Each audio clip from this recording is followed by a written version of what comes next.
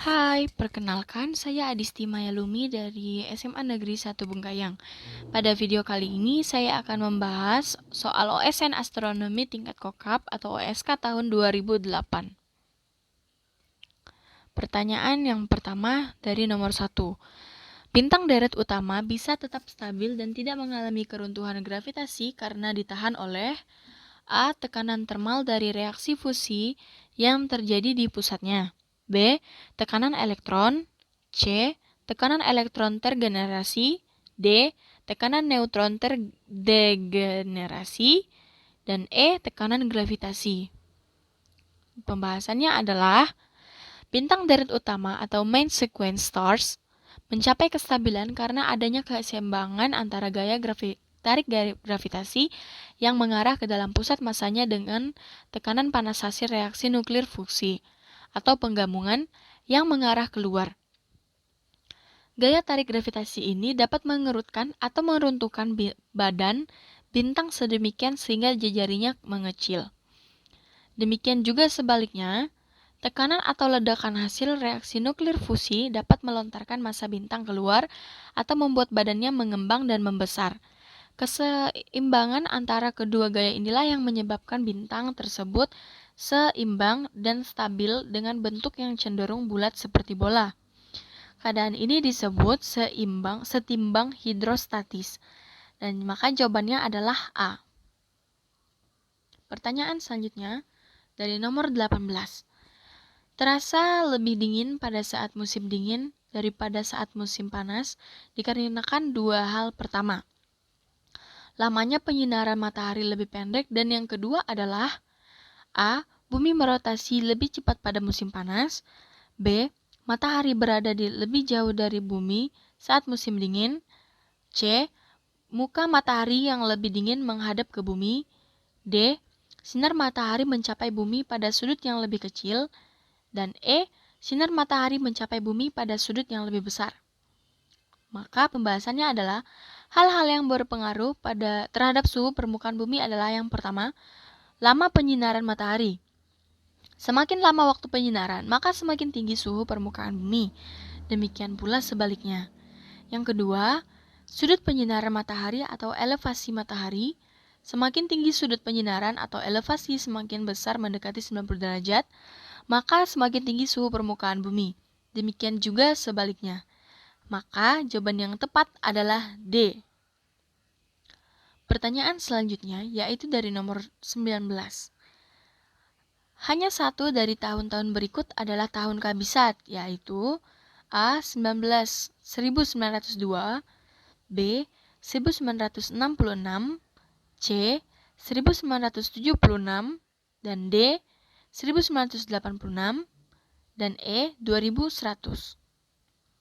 Maka pembahasannya adalah definisi tahun kabisat merupakan penanggalan Gregorian. Satu untuk tahun bukan abad atau bukan kelipatan 100 atau tahun yang habis dibagi 4 adalah tahun kabisat atau leap year. 2. Untuk tahun abad atau kelipatan 100, tahun yang habis dibagi 400 adalah tahun kabisat atau leap year. Dari definisi di atas, maka tahun yang memenuhi adalah 1976 atau jawabannya adalah C. Pertanyaan selanjutnya yaitu dari nomor 20. Refraksi atmosfer menyebabkan A. Tinggi semua bintang lebih kecil daripada tinggi sebenarnya. B. Posisi semua bintang di kiri posisi sebenarnya. C. Posisi semua bintang di kanan posisi sebenarnya. D. Tinggi semua bintang lebih besar daripada tinggi sebenarnya. Dan E. Tinggi semua bintang tidak berubah. Maka jawabannya adalah refraksi atmosfer adalah pembengkokan cahaya benda langit yang masuk ke bumi oleh atmosfer bumi. Yang terjadi secara lapisan demi lapisan disebabkan indeks bias atmosfer bumi berbeda pada setiap lapisan tertentu. Akibat dari refraksi ini adalah cahaya bintang yang datang dari kemiringan tertentu atau kurang dari 90 derajat dibengkokkan sedemikian sehingga mencapai pengamat dalam arah yang mendekati tegak, sehingga pengamat mendapatkan kesan atau sensasi bahwa bintang berada pada tinggi yang lebih besar. Maka jawaban yang tepat adalah D. Soal selanjutnya adalah nomor 25. Pada alam semesta yang terbuka atau volume ruang tak terhingga, Big Bang adalah A. Ledakan lokal alam semesta, B. Ledakan simultan di semua ruang tak terhingga, C. Ledakan di beberapa tempat, D. Ledakan di suatu tempat, dan E. Ledakan di tepi alam semesta.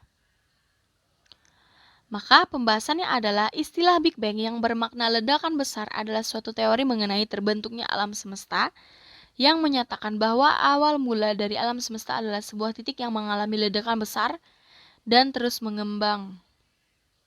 Maka jawabannya adalah B.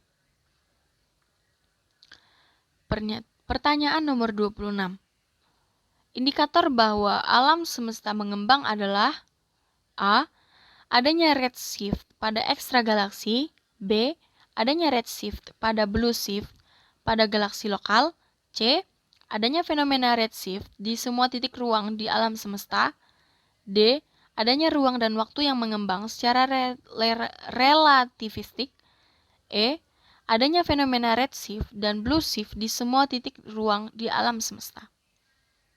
Maka pembahasannya adalah indikasi adanya pengembangan alam semesta adalah hasil penelitian Edwin Hubble pada tahun 1929 terhadap galaksi-galaksi luar menggunakan metode Doppler. Hubble mendapatkan data bahwa galaksi-galaksi tersebut bergerak saling menjauh dengan kecepatan sangat tinggi yang ditunjukkan oleh adanya pergeseran merah atau redshift pada spektrum cahaya yang diterima dari galaksi tersebut. Maka jawaban yang tepat adalah A.